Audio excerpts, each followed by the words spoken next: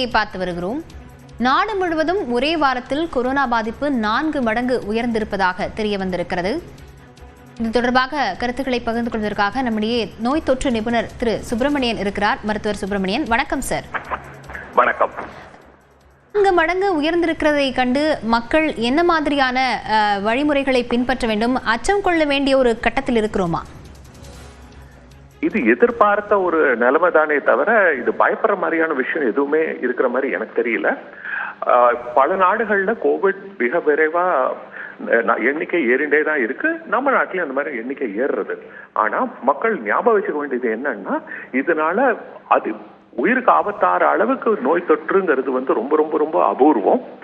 So நிறைய பேருக்கு இருமல், காய்ச்சல், ஜுரம் வருதே தவிர மூச்சு கஷ்டம் ஆபத்தான நிலைமையில போறது கிட்டத்தட்ட கேள்விப்படாத விஷயம் அப்படிங்கிற மாதிரி தான் தெரிகிறது.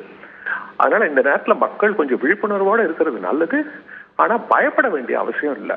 முக்கியமா ஏற்கனவே கோவிட் போது சொன்னதுதான், அந்த இடைவேளை விடுறது, உடல்நிலை சரியில்லாதவங்க இந்த நேரத்துக்கு முகக்கவசம் அணிவது மிக நல்லது.